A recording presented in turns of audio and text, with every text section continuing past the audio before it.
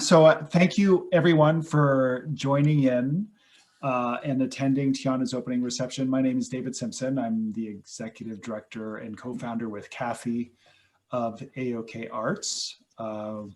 We, in theory anyway, do artist residencies, and we are doing our best to cope with that through the pandemic in a variety of ways. Tianna has been a stay-at-home resident artist of ours since June, and we've managed to create a supportive environment and resources for her to allow her to work on her music. And I know that all of you who are Cape Cod residents, I'm sure you have seen Tianna perform and know as well as I do what an incredible talent she is, and how pleased and honored and grateful we are to have her as an AOK resident artist. Yeah, we've done a series of online exhibitions since the pandemic began, and you can see them on our website at www.aokarts.org/exhibitions. You can see Rodney's exhibition, who's joined us tonight, and others, Sean's and Autumn, who just joined. Autumn. Yay! Yay! Hi, y'all. I'm in traffic. I'll be visible soon, but I'm happy to have you. You're being safe, which is the important thing, so that's good. Exactly. No video for me right now. Setting a good example. Yes, so I'm not going to talk very long because you didn't come here to listen to me. So I just want to thank you again for joining. We'll be doing these exhibitions, opening receptions for our online exhibitions probably once a month or so. So if you haven't already, I urge you to go to our website and sign up for our mailing list, and you can be kept up to date on all things AOK, and as well as being able to see previous online exhibitions that are all housed on our website. If you want to be kept up in a different way, you can go and sign up on our social media, all the platforms. If you go to AOK Art, Carolyn, correct me if I'm wrong, you can find us. And speaking to Carolyn, I also want to just take a second to thank Carolyn Fletcher, my colleague who takes care of all the technical details and setting these things up. And I'm grateful for her, because if it was left to me, we'd all be wondering what's going on, and not in a good way. So I'll stop there, and without further ado, I'm going to turn it over to Tianna, the timing Ed, Tianna, take it away. Yay!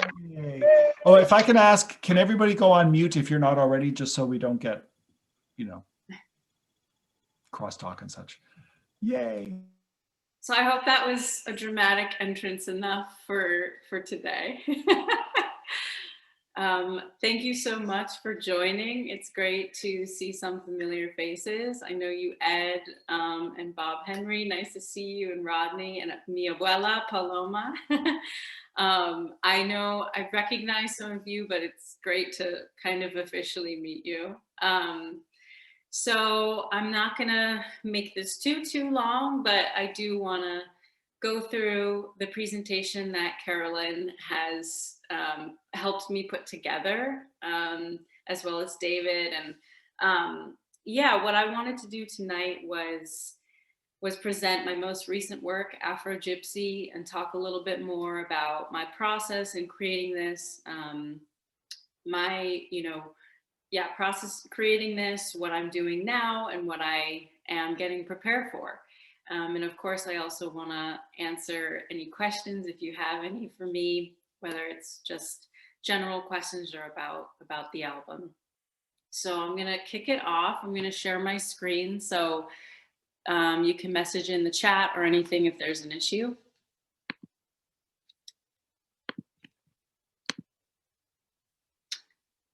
So here we have the latest album by Tianna Esperanza, Afro Gypsy, presented by AOK Arts. And so I'm not going to go through the whole thing, but what I want to do for people, I encourage you to go check it out on AOK Art's website. You can go click on exhibitions and you'll find Rodney, Autumn, all of our exhibitions here.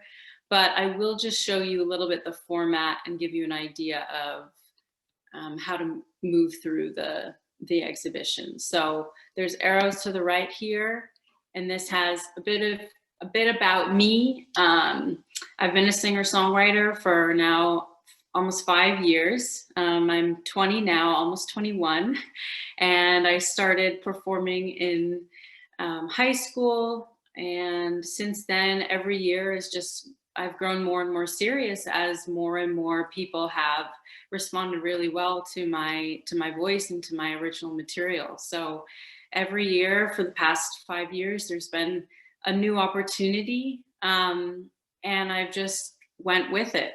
So here we are, and I'm gonna keep going with it because I love doing what I do. And last year, the most recent exciting thing was meeting Kathy and David. And now, again, here we are after a year and a half, a whole pandemic.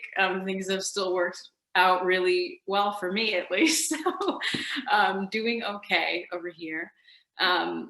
And back to the About page, you can, of course, read through that yourself. But a little bit more about me, too, is I'm the granddaughter of a punk legend, which she is present tonight, Paloma from the Slits.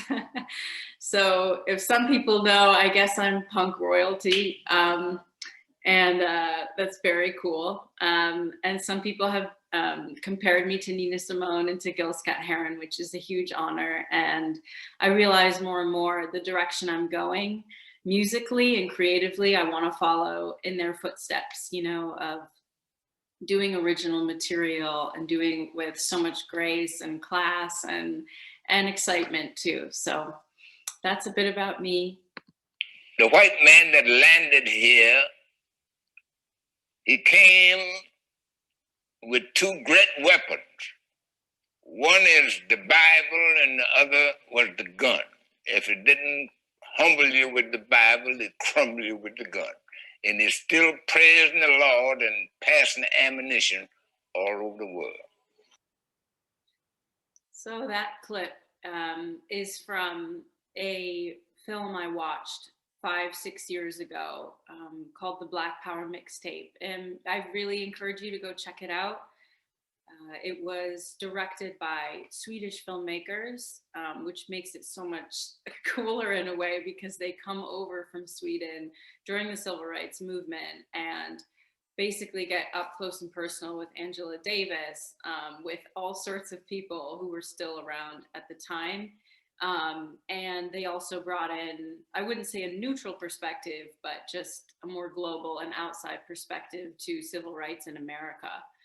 So I think it's a really great film. And through that, I must have been 14 or 15, and I saw this man, Louis H. McCaw, and this quote came up. I'm not sure, I've actually have done extensive research, and he never wrote this poem, but he might have written it down at some point, but it was a quote of his for sure. And he, you know, goes through basically his beliefs, you know, on what are the main issues in America. And the larger idea, of course, is religion. Religion and guns is such a huge part. And of course, now here we are, you know, 60 or so years later, and not much has changed in terms of what we're fighting against. So I think his message still rings true today, maybe even more than when I wrote this 5 years ago. I think he's a great person to check out, and I won't go too much longer about him, but I will say he was the first African-American person to start a bookstore, and he inspired Malcolm X, Martin Luther King, and his main ideas, his main focus was on education. He believed education was the way forward for everybody. And, you know, he did a lot for for Black education, and he encouraged. It was really community based. It was all it took place in Harlem, and he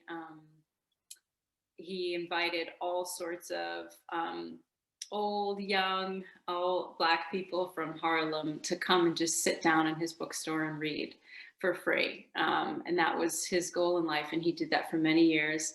And if you look up his bookstore, it's called the Home of I forget exactly what it is, but the Home of Education and the House of Proper Propaganda or something. So he has an interesting story.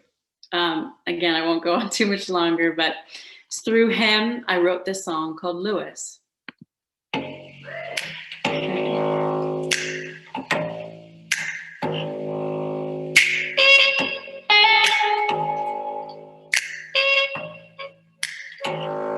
So I'll pause that a little bit just because, again, I encourage you to go look through this. I will perform this one actually for you. So yeah, if you'd like to hear the more mastered version, you can go back and listen to this or go to my Spotify. But again, just want to show you how to move through this. If you go check it out online, the lyrics will be up and all the songs will just play automatically. I did this actually based off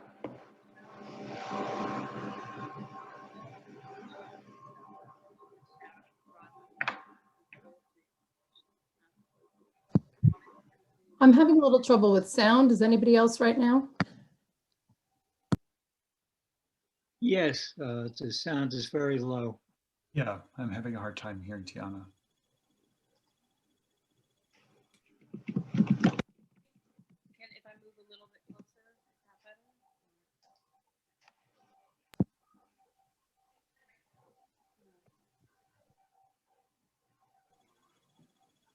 Well, Donna, I think if you close out the website window, it might help with your sound. Well, I will stop talking for a second because I want to show you a music video that I helped co-direct, and yes, and I released on Father's Day. I'm very proud of it, and I believe it's the direction I'm going creatively, aesthetically, everything, and I'm just continuing to work on that, and honing on this kind of sophisticated classic look. So I will exit out of this, and again, all you have to do is just go through.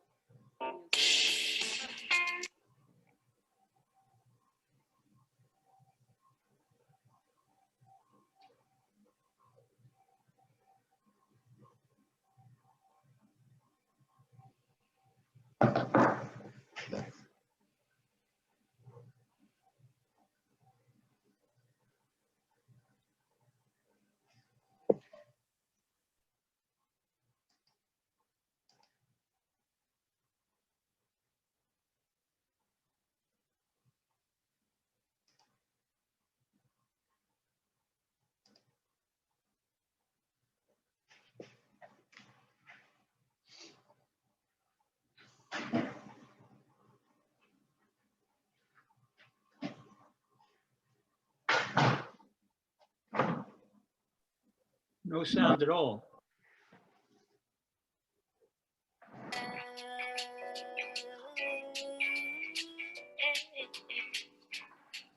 Don't pay for my food, well that's just dandy.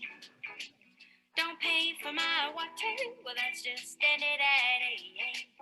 Keep getting your salary, don't bother daddy. My daddy is a deadbeat. My daddy is a bum. Oh, loser, my daddy is a deadbeat. My daddy is a bum. Oh, loser.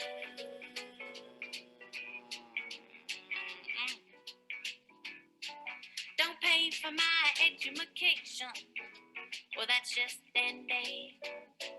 Don't pay for shit, well that's just dandy. I'll just work on being classy, but it's so hard without my daddy. My daddy is a deadbeat. My daddy is a punk. Oh, loser, my daddy is a deadbeat. My daddy is a punk. Oh, loser.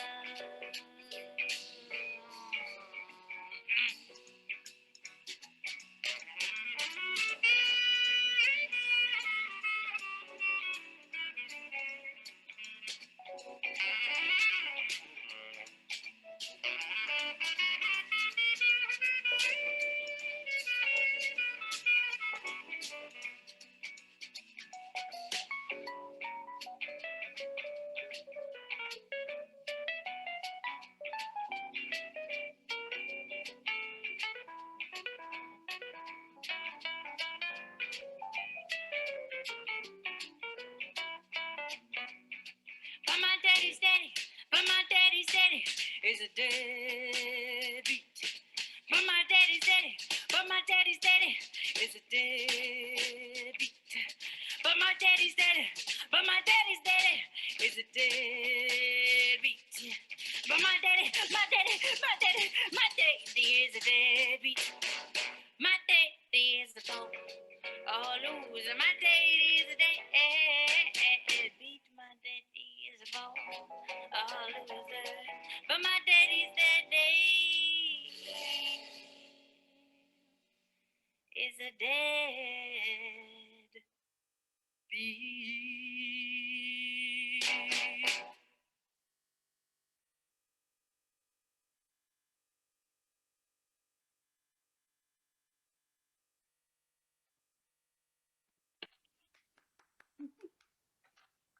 So I don't know. I thought I heard somebody who said they couldn't hear anything. So I hope you did.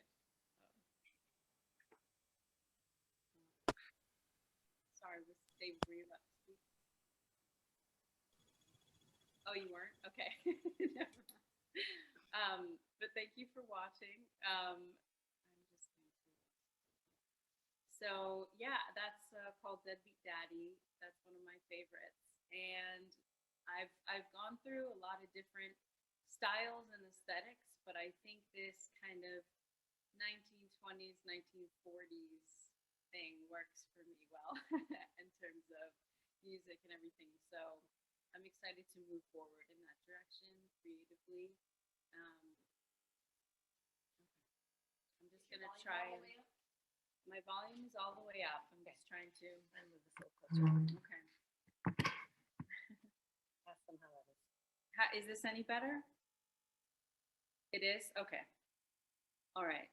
So I'm going to sing for you just to move on. I'll sing for you Lewis, which is on the top of the album, and one of my favorites, Gypsy, which is in the middle of the album. So hope you enjoy. Let me know. You can chat or whatever if there's a sound issue. Belt it out, Tianna. Okay.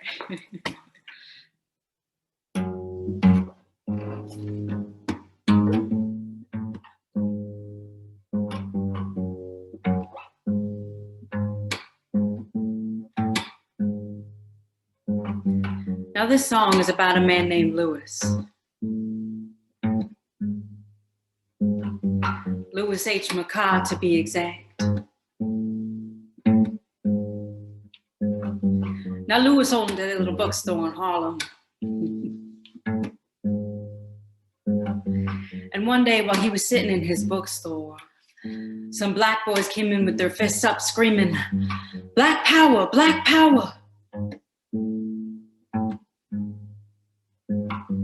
He said, "Look, sons, I'd like to straighten you out." He said, "Black is beautiful, but black ain't power.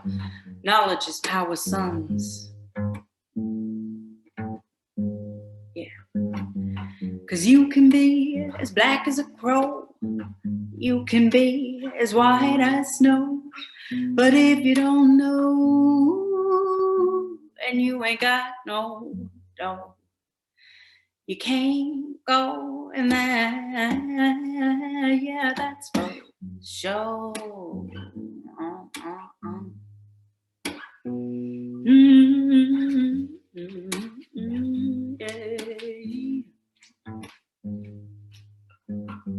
Now, Lewis also said that when the white man landed here, he brought two weapons. One was the Bible, and the other was the gun. If he didn't humble you with the Bible, he crumbled you with the gun. And they're still praising the Lord and passing ammunition all over the world. Yeah. So you can be as black as a crow. You can be as white as snow. But if you don't know, and you ain't got no dough, you can't go in there. Yeah, that's for sure. Ooh, yeah. yeah, yeah, yeah, yeah, yeah, yeah, yeah, yeah, yeah, yeah, yeah, yeah, yeah.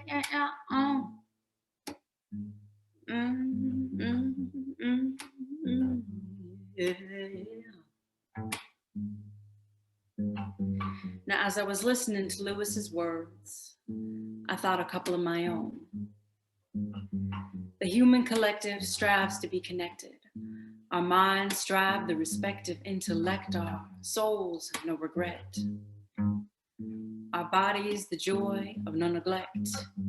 We are constrained by societal norms, born with individuality to only conform, and the cycle goes on in sync. In sync. So I think what Lewis is trying to say here is live life, love life, be smart, but take your piece, don't play your part. Yeah. 'Cause you can be as black as a crow, you can be as white as snow, but if you don't know and you ain't got no dough, you can't go and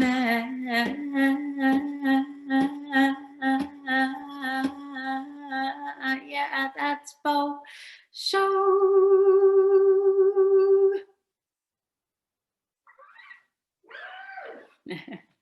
Thank you. I can't hear your claps, but I see them. Thank you. This next one is called Gypsy. It's a bit quiet, so I'll try and play it a little loud.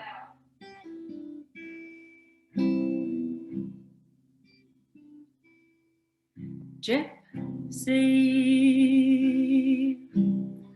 it's been a while and you'll have to move on real soon.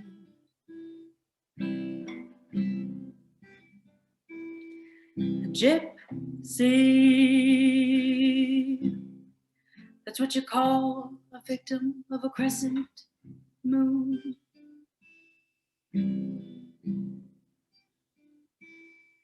A gypsy, a nice word for someone who'll be moving on.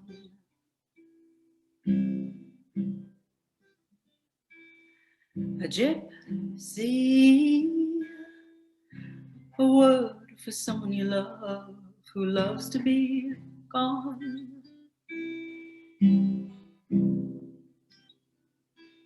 And it's a big wide world, and someday you're gonna take it real far. But right now, yeah, don't see why you can't just be where you are.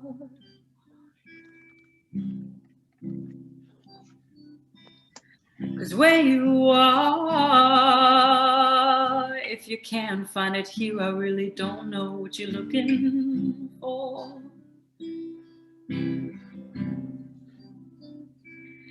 And gypsy, you love where you are, and where you are loves you even more.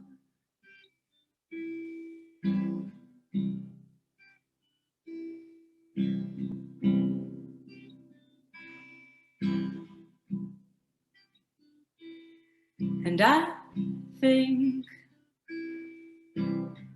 you always cared a little too much what other people thought of you.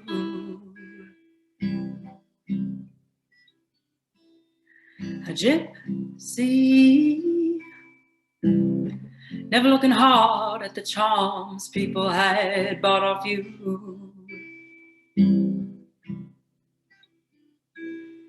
And I know you peddle illusion and you pawn off mystery.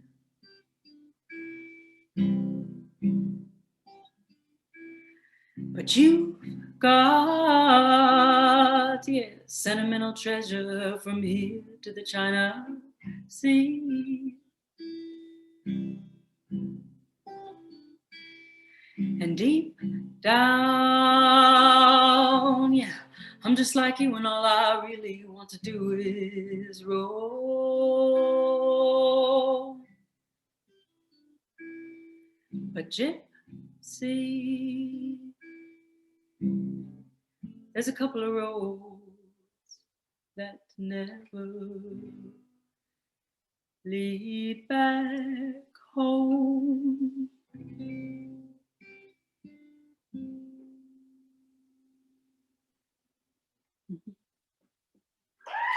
Thank you. Oh, Autumn, you look so cute. Yeah. Yeah, that's what I wanted to perform for you tonight. Thank you for listening. This has probably been one of the most exciting I've done since doing a live performance. So this is a nice, different tune to sitting in my apartment writing music. So thank you. I want to finish off by talking a little bit about what's going on right now and what my future possibly holds. So through AOK, I met an amazing singer-songwriter and person named Valerie June. Some of you may or may not know her music, but her and I connected. She became one of my mentors for this residency, and I'm sure I will be continually grateful to know her. Over time, throughout 3 months, we met every single week, and originally, without the pandemic, we were only supposed to meet 2 weeks and have a very intensive time together. And I would love to do that with her sometime, but it was actually great that we ended up speaking every week, and it ended up lasting for over 4 months instead of the 3 because we got along so well. And she asked me to co-write with her. And since then, it's just kind of gone from there. So I've been so excited to work with her, and she isn't here right now, but I just want to give her a big thank you. And thank you to Kathy and David for introducing me into AOK and for so much more that's already happened. So I mentioned Valerie in part because she sent my music to couple different publishers and record labels that she was connected with, and I've gotten a bunch of offers. So I don't know, nothing is set in stone right now, but I'm really excited. This is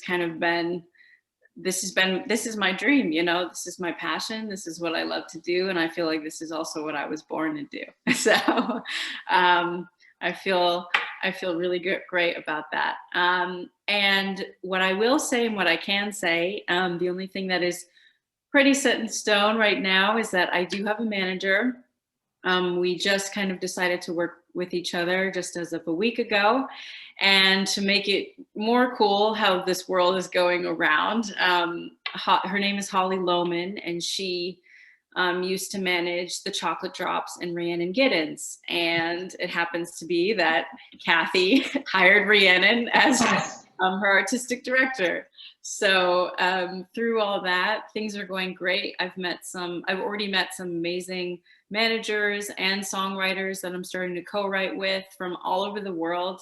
And, I'm getting calls from LA and Ireland and Nashville and New York, and it's just all very exciting. Of course, I'm sure I know I'm not alone, that the pandemic is kind of putting everything on hold, which for lack of a better word sucks, but it's also great that I've had time as a young artist to really think about my direction creatively, and make sure that, I have time to take the steps in the pace that is best for me. So I feel really lucky to have all the support that I do. And again, thank you, David and Kathy. They have been supporting me long past what they agreed to, which has been amazing.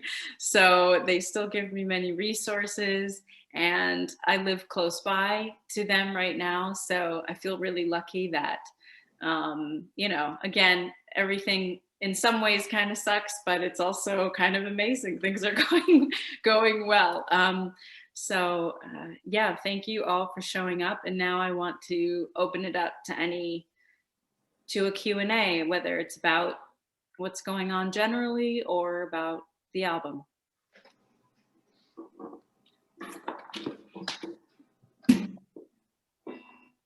Tianna, can you talk about your upcoming gig at the Folk Festival? Oh, yes. So I got... Plug it. Plug it, yes. Actually, can someone pull up that email that I sent you about what date and time it was? Because I don't remember. I just got the email. Okay. Kathy's on it, but I got accepted into the Folk Alliance International Festival. Folk is, yes, still a thing, and people are still showing up. So I guess this is the biggest international festival for folk artists. And it's really more of an opportunity, not just for listeners, but for labels and managers, anyone in the industry, producers, everybody to show up and check out new songwriters, because I really think that's what folk is about. It's about songwriting. So I got a call from a manager named Sheena, and she's an Irish manager. She manages Mick Flannery, who I've been co-writing a bit with right now, which is very exciting. And I got a call out of the blue from her, and she said, "Do you want to be a part of this festival?" That happened all through, again, from the storm of people that I've met since Valerie sent my music out. So a lot of people have responded really well within the tight, small world of the industry, and she was one of them. So she reached out, and it's very exciting because there's many different artists that are invited, but I was chosen, I guess, 1 out of 4 for this premium spot. So there's like hundreds of artists, and I was chosen to be part of this. So I had a couple really great friends film me here in Kathy and David's house, and it'll be 3 songs, so about 15 minutes. I talk a little bit about my music, and what I did for you today, I did Lewis and Gypsy, but I have another song that I just wrote during my residency this summer, which will be on that show. And it's an exciting opportunity for me to, I've already met some great people, but it's always good for more producers and managers to know who I am. So this is still a really big opportunity. And whenever Kathy has that date and time, I can plug that. I put it in the chat. Okay. Well, I know it's in February, so fairly soon, 22nd or something. It's a 25th. 25th, okay. It's a 2-day festival, I believe. And I'm on, I don't remember what time, but 3:30. Central time though, 3:30 Central time is what I remember. So I believe 4:30 Eastern time. So yeah, if you have time to show up, your tickets are donation based. You can get tickets up to 200 or something, but as low as 0. So I think that would be really cool if you love songwriters too. Again, there'll be many, many different artists showcased that day, but hopefully I'll be the highlight. So We'll send a reminder. yeah. Any other questions? Have you had anybody else perform any of your songs so far? That's a great question. I have not. I have a feeling that it will happen, and it will happen fairly, soon. I think Gypsy is a song that I could hear a lot of, especially female artists wanting to sing. So yeah, I think so. But I do think some of my better songs are pretty unique to my voice too. So again, probably a song like Gypsy will probably be covered, hopefully. Well, I look forward to that. Me too, thank you. Wow, okay, hi. I figured out the mute on the space bar and mute thing. Anyway, I wrote down my question because I have a short attention span. I wanted to ask, I know that a lot of your work is experience-based, or like literary-based through experience, and the pandemic hasn't lent itself to many experiences. So I want to know like how and where you find inspiration in these times. I really like that question, because the other day I was asking myself the same thing. Like, what am I going to write about?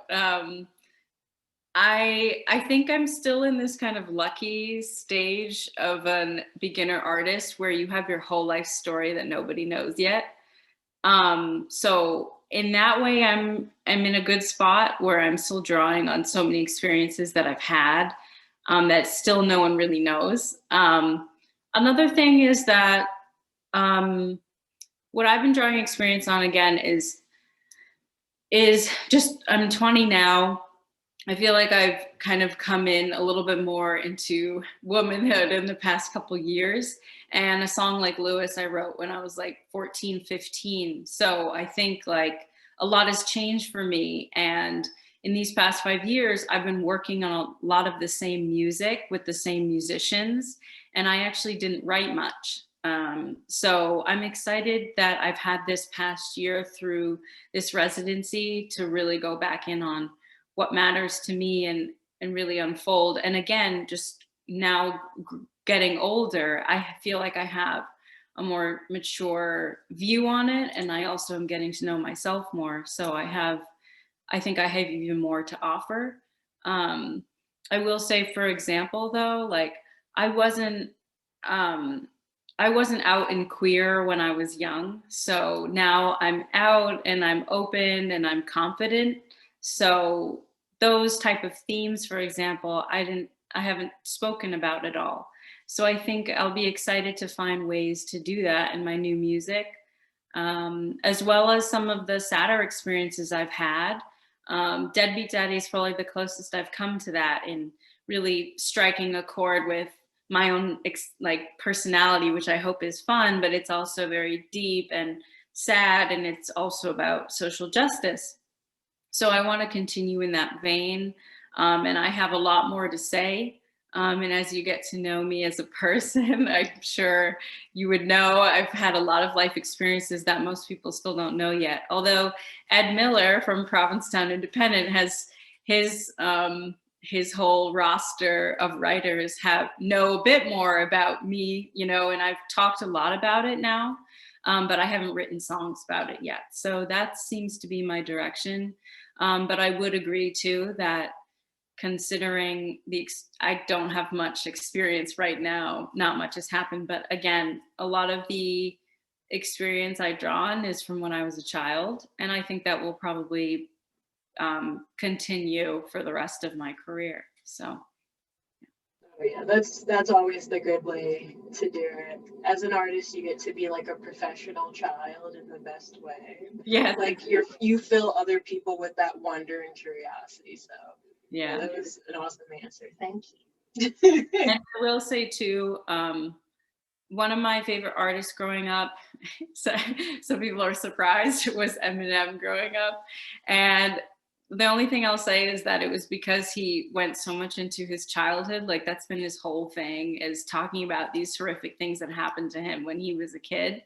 And he found a way to get international, you know, success and also be so creative and quirky and fun with it too. So there's many other artists who do that as well. But that's the first that comes to mind, someone I was inspired by and who I listened to. And I like that approach to songwriting too, where you go into those places. And something that it's not exactly the same, but Deadbeat Daddy was kind of a way for me to be a kid a little bit, because I'm kind of having a tantrum in the song, you know.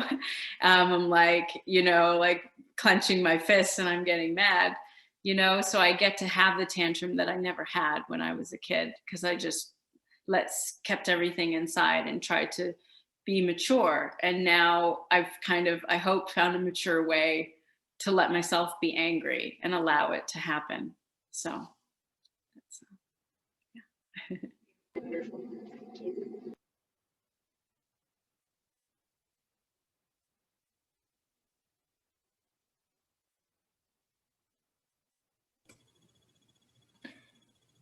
Tianna, are you working on material for your next album? Yes. So yeah, it's funny. I just found out a couple days ago. I didn't know exactly what the plan would be, but since it's just a small group, and people will know anyways, it's not a big deal. But so when you get signed, for example, you know, they release a debut album. And I think I didn't know exactly the structure, because growing up, when I would listen to a debut album, I would go, how are they so good? You know, how is their first work like so good? And the reality is that they have like 2 years of time with the record label and producers before their debut album comes out. So Provincetown Independent, for example, helped promote my debut album, Afro Gypsy. But moving forward, Afro Gypsy, I've started telling people to refer to it as my most recent work, because what will happen if, hopefully, when I get signed, my debut album will come out with them, and everything else that I've done, it doesn't mean that they don't want it or that they're going to erase it, but they're going to refine it, basically. I have total artistic license, but that's the plan. So what I'm doing right now, I had a whole idea for my album, and I just found out this information a couple of days ago. So now I feel more clear about what I want to say. So I think instead of approaching this album as my second work, you know, as like addition to Afro Gypsy, it's really going to be my first. So I've found that I think it will be self-titled, and I think it will just be, this is Tianna Esperanza, this is who I am, this is what I believe in, and this is the style that I love. So I've been told by industry people that the direction I'm going for is what they call evergreen, and it means classic. And I think that's what I want, is music that you can listen to today, tomorrow, or in 20 years. And I want that for my career, and I want a long career. So I know I'm talking a little bit, you know, here and there, but I think in terms of my direction for this next album, I think I'll pull my best songs from Afro Gypsy and continue in that vein. And I'm already starting to co-write with musicians songwriters that I really respect. So if some great things come from that, I'll add that on. And I always knew that I wanted to be, as I grow, I wanted to be a musician, a vocalist, and an artist that's respected for my composition as well as my lyricism.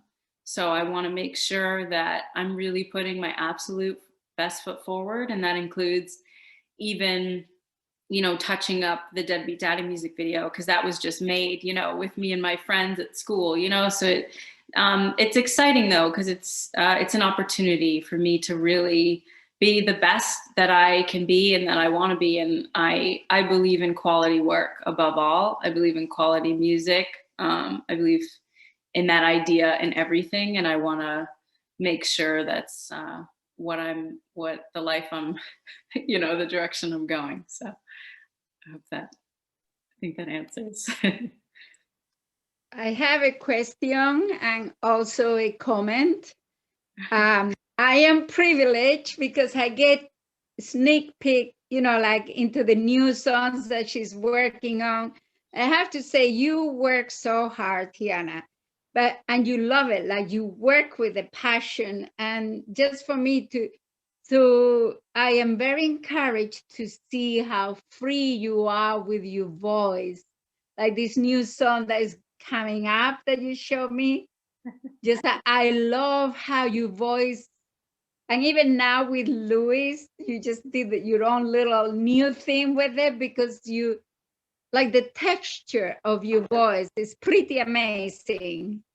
And so on this line, I just want to say, which song, now you haven't been performing like live performance, but which song from when you were performing you love performing the best?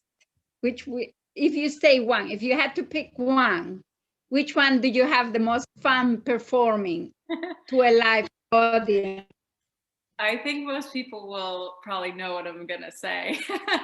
But one thing I will say first, well, thank you, Abuela, I love you. And I am excited to move forward with the tools, the skill set that I have now, like, again, just being 20, my voice is still like, it's just on the end of changing, but I've had a lot of vocal changes just in the past year. So I do feel so much more free. And I've had vocal lessons quite a bit too, and with the help of Kathy and David too. So through that, I feel so much more free and a more sophisticated musician. And I'm just mentioning that too, because when I performed live, sometimes I played with some amazing musicians, but all the skill levels were different. So a lot of my stress on a performance was, can I rely on some of them? Because some of them needed more guidance and practice and work than others. Same with me, if I have songs that I need more practice on than others. So I will say that I'm excited to move forward in my professional career, where I'm gonna hopefully have more of a say and choose in all the musicians I get to work with. So I think that will change maybe what my answer is after that happens, is what I'm saying. You know what I mean? Like, once I have more musicians that are like, I can totally go, okay, you know what you're doing, and I totally trust you with X, Y, and Z, you know, I think that will change. But I will say for now that I loved performing Deadbeat Daddy. I think that's my favorite, when everybody's like, when we're all practiced and we're ready to go. I can really have fun with it.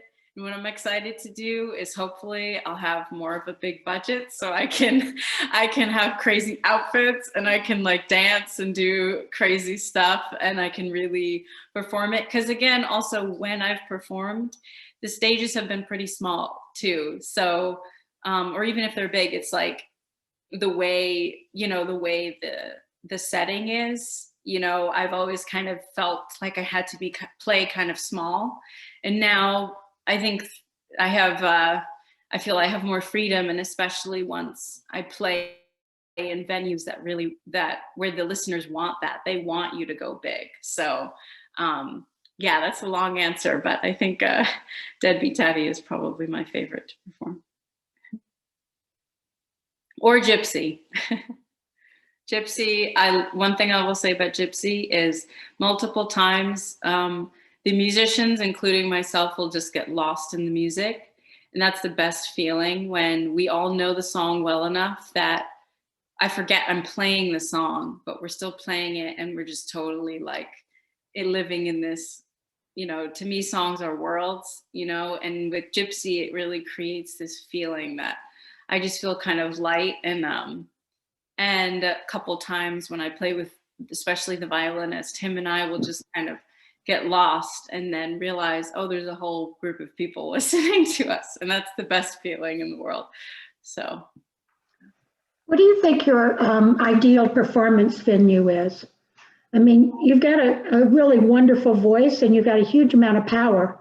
Are you going to be on small stages in small rooms, or are you looking to a bigger venue at some point? I'm finding that a small venue is great for me, because it kind of gives me this, it gives me freedom and movement to interact with the crowd so much more. And I'm grateful that I've had that experience now, especially through starting my whole performance career really at the Muse in Provincetown. Like, I kind of have crafted my performance style based on that. And hopefully, I mean, I think as I talk to my manager and more people, the stages will get bigger. And a vocal teacher of mine said, if you want to be big, you got to be big. So he was like, basically, you have to be totally free and open. And I think sometimes with those big stages, though, and those venues, just technically, they've got so much sound system, and they've got all these visuals, and I don't feel I want that necessarily all the time, or I even need that. So I think I'll be excited to do, there's a couple places I know, I just saw a performance with Tony Bennett and Lady Gaga. They've done a couple in New York, where they're really beautiful, like the classic venues that all of the best musicians in the world have played at. Those are my dreams. So of course I would love to do like Madison Square Garden, but that's actually not the dream for me, it's more those small, very curated, like tasteful venues, whether it's in Vienna and those jazz clubs there, or in Paris, or in New York City, you know, or even in LA, or Nashville or New Orleans, where you just have some of the best musicians in the world come together. And I believe that's about quality and about respect for what we're doing. And I think you find that in those places most often. But the other place I would love to go is festivals. I just love the whole feeling of everybody outside, and it's kind of hippie, and I like that too. So. We have one more question, then we'll let everybody go have dinner. Tianna, hi. Hi, Ed. Good to see you. Do you have you're living in Wellfleet, I guess. Do you have a good place to do your work in? Yes. Like...